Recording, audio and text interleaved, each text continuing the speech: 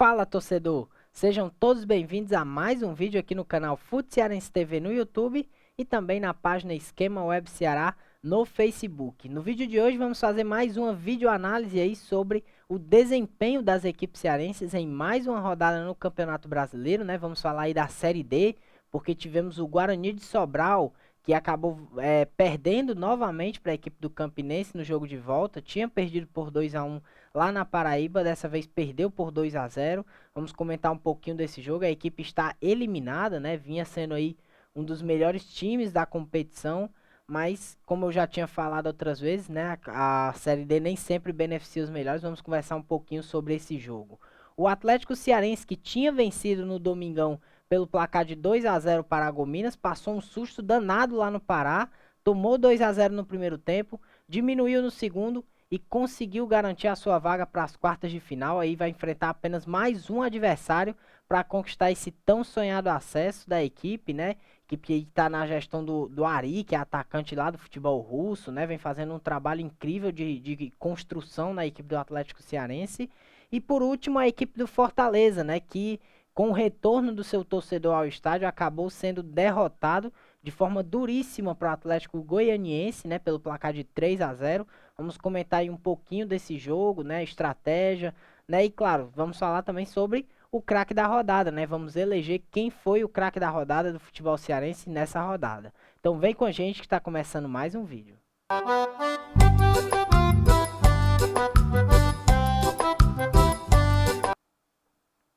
Bom, e para abrir o nosso vídeo de hoje, nós vamos começar falando do Guarani de Sobral, né? Porque o Guarani, para quem acompanha o canal já desde o começo, né? A gente vinha sempre falando e falando muito bem dessa equipe do Guarani, da construção que essa equipe fez durante todo o campeonato, né?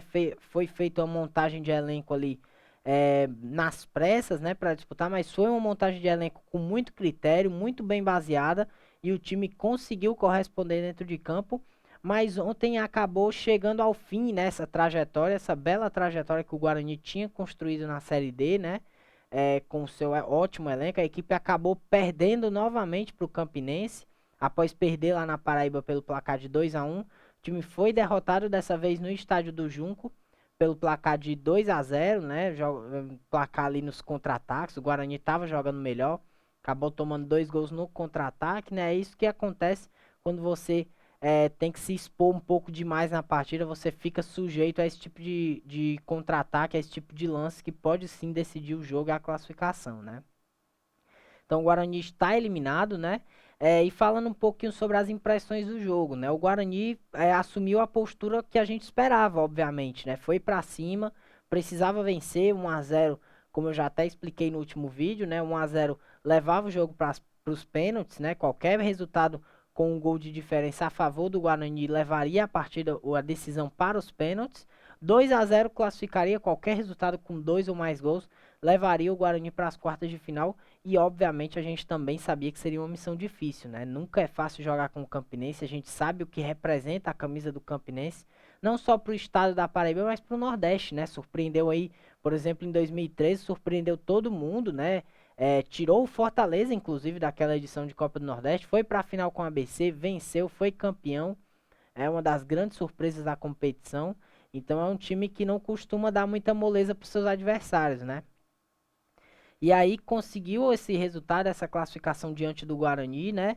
A gente também não pode desmerecer o adversário, né? Porque obviamente a gente sabe que era um adversário complicado e o Guarani tentou fazer a sua parte. No entanto, acabou tendo seus principais pontos fortes nessa competição anulados, né? Não conseguiu ser aquele time tão agressivo e aquele golzinho sofrido na reta final no primeiro jogo acabou fazendo toda a diferença, né? Até porque caso não tivesse tomado aquele gol, entraria sem dúvidas mais tranquilo para o jogo do Junco, né? Então talvez a história fosse outra. Mas já aconteceu, a equipe não conseguiu essa classificação, né? Mesmo após toda a expectativa do torcedor, o time vinha jogando bem, jogadores como o Raí, por exemplo, camisa 10, que vinha fazendo um campeonato extraordinário, o Daniel Passira marcando 7 gols na competição, a dupla de zaga, tanto o Danilo quanto o Ayrton Júnior também jogando muito bem, André Macena, recém-contratado, tendo grandes atuações, inclusive marcando gols, né? Então, tinha-se obviamente essa expectativa que a equipe conseguisse essa classificação e logo em seguida, quem sabe, esse acesso tão sonhado, né? Mas acabou que não funcionou, né? As coisas acabaram não funcionando como queríamos e o Guarani está eliminado. Vai começar aí seu planejamento para a temporada 2022, né? E óbvio que tiver de competição esse ano ainda, a equipe também vai continuar sua preparação. Já avisando também montagem de elenco, deve perder alguns atletas, outros devem chegar, então começa aí tudo do zero, um processo de renovação no Guarani, para quem sabe no ano que vem a equipe voltar a brigar por uma vaga nessa competição, né? Tem que primeiro subir para a elite do futebol cearense, já que foi rebaixado no estadual. Outro que também esteve em campo pela Série D foi o Atlético Cearense, né? Mas numa situação final bem mais feliz do que o do Guarani, a equipe conseguiu sua classificação, né? Para quem não sabe, o Atlético conseguiu um placar de 2-0 na ida, né? Aqui no estádio Domingão, em Horizonte, em um jogo muito equilibrado, mas que o Atlético conseguiu se sobressair em muitos momentos, né? E principalmente conseguiu marcar os gols que deram ao time uma certa tranquilidade para o jogo de volta. No entanto, nesse jogo de volta, o torcedor do Atlético passou um sufoco danado, né? E os jogadores também, porque logo nos primeiros 45 minutos, o Paragominas conseguiu botar tudo no zero, fez 2-0 e acabou com a vantagem do Atlético, né? Aquela vantagem que era tão tranquila, né? Que era muito boa, o Atlético acabou perdendo só no primeiro tempo. Então, tinha que reformular a estratégia. O Raimundo Wagner tinha que remodular a equipe para voltar para o segundo tempo. Inclusive, o Atlético não jogou nada bem no primeiro tempo, né? Acabou errando bastante. Os gols do Paragominas saíram de uma forma muito natural. Na minha opinião, né? Pode ter sido só uma impressão, né? Eu acho que pode nem ter sido isso que aconteceu, mas eu tive a impressão que o time entrou um pouco relaxado no jogo, né? Sentou um pouco na vantagem, entrou mais tranquilo. O Paragominas foi para cima, não quis nem saber, perdia por 2-0 e conseguiu matar essa vantagem do Atlético apenas no primeiro tempo. Na segunda etapa, né, o Atlético ainda um pouco assustado pelos dois gols. Obviamente você tinha uma vantagem, ver essa vantagem despencar só nos primeiros 45 minutos de jogo é algo que realmente assusta um pouco, né? Mas eu acho que o Atlético novamente teve cabeça para lidar com a situação, né? Do mesmo jeito como foi, por exemplo, diante da Juazeirense, lá na Bahia. O time teve um pênalti marcado contra, que foi defendido pelo Carlão. Depois teve várias chances de gol a equipe da Juazeirense num jogo muito complicado, mas o Atlético manteve firme, forte e conseguiu levar o jogo para os pênaltis. E nessa situação, melhor ainda, o time conseguiu marcar, né? Que era o que precisava. Porque os 2-0 a favor do time do Paragominas levava o jogo para os pênaltis. E aí o gol do Eric Puga, um gol muito importante, né? Fundamental. Esse gol que pode colocar o rumo da história do Atlético Cearense em outro patamar, né?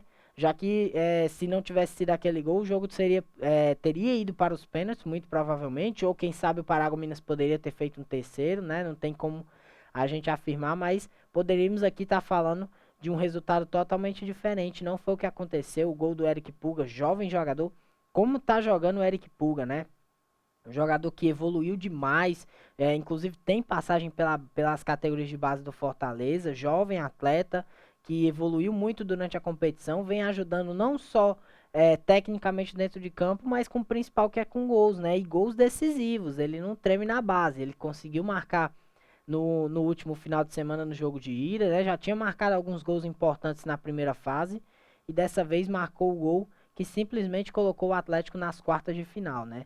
Agora a parada é a seguinte, né? É simplesmente a Ferroviária de São Paulo, né? Que é o time que tem a melhor campanha geral da competição, é o líder da competição no geral, né? Para quem não sabe, não tem essa questão de sorteio nos adversários, né? Aquele métodozinho da primeira fase na qual o primeiro enfrenta o último, o segundo enfrenta o penúltimo e assim por diante, né? Então, o Atlético, por ter a pior campanha dentre os classificados, né, vai ter que enfrentar a Ferroviária, que é o time de melhor campanha, missão duríssima, né? Mas por outro lado, é só esse que falta, né? Só tem esse adversário separando o Atlético Cearense do seu tão sonhado acesso à Série C do Campeonato Brasileiro. E para a gente encerrar a questão da Série D e do Atlético, né, também a gente tem que falar um pouco sobre a evolução dessa equipe, né, porque o Atlético, ele é um time que passou por certas dificuldades na primeira fase, né, não conseguia se firmar no G4. No entanto, quando pegou o ritmo e entendeu a competição, o time conseguiu se estruturar de uma maneira impressionante, né? Teve os reforços também que foram super pontuais, ajudaram demais o time nessa classificação e foi uma luta que valeu a pena. O Atlético tá aí, como eu já disse, apenas de um adversário apenas que separa o Atlético desse tão sonhado acesso. Agora nós vamos pular da Série D direto para a Série A, né? Para falar do Fortaleza, né? Isso porque o time do Ceará não atuou pela rodada, né? Teve o seu jogo diante do Bahia adiado, o jogo que seria no sábado, acabou sendo adiado, vai ser realizado no próximo dia 27. Então o Ceará, mas no entanto o Ceará vai jogar na quarta, né? Inclusive na quinta vai ter vídeo aqui no canal, né? Já se inscreva aí, ative o sininho, porque nós vamos falar da rodada de quarta-feira que o Ceará recebe o Internacional na Arena Castelão e o Fortaleza visita o Fluminense no Rio de Janeiro, né? Então são dois jogos difíceis, mas que vai ter análise desses dois jogos aí na quinta-feira aqui no canal, então não percam. Mas para falar de jogo mesmo, nós vamos falar do Fortaleza, porque entrou em campo no final de semana, né, diante do Atlético Goianiense, um jogo que, obviamente, o Atlético Goianiense é uma equipe que merece muito respeito, né, mas era um jogo que o torcedor voltando ao estádio estava sim esperando um triunfo, uma vitória, né, para se consolidar ali no G4 da competição. E quem foi esperando por isso acabou se decepcionando demais, né? Porque o Fortaleza acabou derrotado pelo placar de 3-0. Teve aí mais uma atuação abaixo, né? Nos últimos jogos o Fortaleza não vem encontrando seu ponto de equilíbrio, né? A gente não vem vendo muito do Fortaleza que fez uma campanha maravilhosa no primeiro turno, né? Foi um time que conseguiu ser muito melhor do que nas outras temporadas, né? O técnico Vojvoda chegou, colocou a equipe com intensidade para frente, deu uma nova cara ao Fortaleza, inclusive o Fortaleza do começo do ano, né? Que era treinado pelo Anderson Moreira. E tanto que terminou o primeiro turno na terceira colocação. Então, obviamente, expectativas altas. No entanto, o Fortaleza não foi muito bem, né? Logo no início de jogo, o Atlético chegou mostrando que queria ser um visitante indigesto. Começou indo para cima, né? Tendo mais posse de bola, chegando mais ao campo de ataque do que o Fortaleza.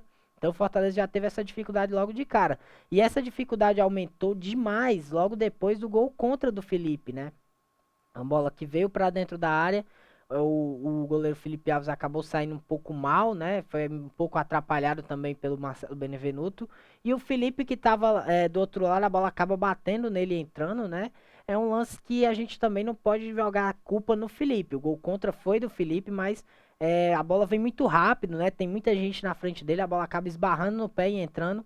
Então é um lance que a parcela de culpa dele existe, mas é mínima, né? É um lance complicadíssimo.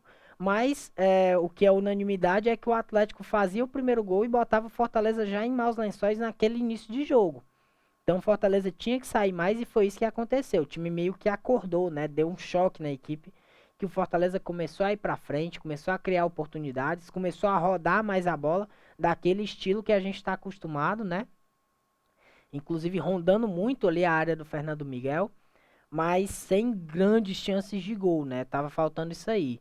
No entanto, o Leão conseguiu empatar o jogo, né? Com o gol do Wellington Paulista logo na sequência. No entanto, acabou sendo anulado pelo VAR, né? O lance que o Wellington Paulista estava um pouco adiantado, né? Um jogador que costuma jogar um pouco mais através do corpo, né? Do jogo de corpo, centroavante, fica ali dentro da área. Acabou não funcionando a estratégia dele, ele ficou com o pé à frente, o que impugnou a jogada, o lance que seria o gol de empate do Fortaleza. Mas aí o primeiro tempo terminou assim, né? Com o Fortaleza tentando evoluir, inclusive esse gol anulado freou a reação do Fortaleza na partida, né? Que o Fortaleza estava muito melhor, estava indo para cima, criando chances depois de tomar o gol. No entanto, após o gol ser anulado, o nível técnico da partida acabou caindo demais. E aí na segunda etapa, né, a gente viu um roteiro um pouco parecido. No entanto, a diferença é que o Atlético Goianiense não entrou em vantagem no primeiro tempo, e sim no segundo, né? Então, foi um time muito mais recuado, um time que estava realmente não estava querendo fazer muita coisa depois do meio-campo, e isso deu espaço para o Fortaleza trabalhar depois desse setor. Então teve um pouco mais de espaço, mas ainda com muita dificuldade de penetrar na área do Atlético, né? Mas ainda, novamente, a equipe conseguiu empatar o jogo com o gol do Bruno Melo, que à primeira vista não tinha muita coisa, né? Não tinha muita coisa ali para se analisar. No entanto, acabou sendo anulado, né? Num lance polêmico, né? Na minha opinião, eu não vi tanta interferência assim do Wellington Paulista na jogada, mas segundo o VAR, ele acaba empurrando, né? Tem esse toque, não sei se o suficiente para deslocar o jogador, impedir com que a bola chegasse no Bruno Melo. Enfim, isso é uma questão mais de interpretação, né? O VAR interpretou assim e anulou o gol do Fortaleza, que naquela altura deixaria tudo igual na partida. Então, novamente o Fortaleza sentiu, né? E aí não demorou muito, logo aos 31 da segunda etapa, o Atlético conseguiu o segundo gol num erro grotesco do Matheus Vargas na saída de jogo, né, que colocou a equipe novamente em uma situação muito crítica, né? Então já praticamente encaminhou a vitória do Atlético Goianiense naquela altura da partida. O Matheus Vargas que tinha entrado no segundo tempo, né? Já tem aquela questão da torcida gostar de pegar no pé dele, né? Então esse golzinho aí da equipe do Atlético entregado por ele não facilita muito a situação, a vida dele no Fortaleza. E aí esse segundo gol freou de vez, né, a reação do Fortaleza. Isso porque o time já não tinha mais tanta força, né? Já tinha torcedor pegando no pé, vaiando, inclusive o Bruno Melo, né, que tinha feito um gol que foi anulado pouco antes, estava sendo vaiado, torcedor pegando muito no pé, do Matheus Vargas também, né, do Robson, atacante, alguns atletas que a torcida já não estava com muita paciência, né? O time perdendo de 2-0, então, que essa paciência diminui. E aí, já na reta final, né, praticamente no último lance do jogo, o Atlético fez o terceiro gol e aniquilou, né, já praticamente a partida. Terminou 3-0 Atlético Goianiense. E aí, no geral, né, o que é que eu posso falar desse jogo? Fortaleza, obviamente, não é o mesmo, né? Não é uma equipe que vem mostrando muita evolução nos últimos jogos, né? A gente pode dizer que, com exceção do jogo diante do São Paulo na Copa do Brasil, tecnicamente a gente não viu muita coisa do Fortaleza no Brasileirão, né? Inclusive no jogo diante do Sport, que o time venceu por 1-0, encerrou aquela sequência negativa, né? Mas está aí com mais de 6 jogos que não vence em casa. Então, sendo que era um dos melhores mandantes da competição. Então, uma situação preocupante, né? Para já ligar ali o alarme, né? Para a equipe começar a ter um pouco mais, se atentar um pouco mais nessa situação. Porque aquela situação de G4, né? Um mundo que estava belíssimo para o torcedor do Fortaleza, né? Tá virando, né? Então o time precisa se ligar um pouco mais para que esse tipo de situação não ocorra, principalmente jogando em casa, né? Agora com o retorno da torcida, não vai ter mais vida fácil dentro da partida, né? Vai ter cobranças, principalmente quando a equipe estiver rendendo abaixo, como foi o caso desse último sábado. Né? E para encerrar o nosso vídeo de hoje, nós vamos eleger quem foi o craque da rodada, né? E eu tenho que falar com sinceridade para vocês, eu esperava que quem fosse emendar a primeira sequência de 3 vezes sendo eleito craque da rodada seria o Olávio do Atlético Cearense, né? Vinha fazendo muitos gols. No entanto, eu me enganei, isso porque o jogador que vai ser eleito pela terceira vez o craque da rodada, né? O jogador que mais foi eleito aí, o destaque do futebol cearense pela rodada, pelo menos, vai ser o Eric Pulga, né? Novamente sendo eleito o craque da rodada, muito decisivo, né? Como eu já falei, inclusive, na análise do Atlético, e venho falando isso há alguns vídeos, vem jogando muito, ajudando demais o seu time a conquistar essas vagas, né? Principalmente agora no mata-mata, que qualquer gol faz diferença, e o gol dele de ontem fez total diferença, colocou o Atlético nas oitavas, nas quartas de final, vem jogando demais, ajudando muito o time, atacante rápido, habilidoso, e tem muito a evoluir, já é aí para ficar de olho nesse jogador jovem, tem muito talento e tá ajudando demais. Quem sabe aí um acesso do Atlético possa colocar esse atleta num patamar totalmente diferente do que ele esperava estar no final da temporada, né? Grande jogador e a gente espera também que o Atlético conquiste esse acesso. Temos mais representantes aí nas ligas principais do futebol brasileiro. Então é isso, pessoal. A gente vai encerrar o vídeo por aqui, né?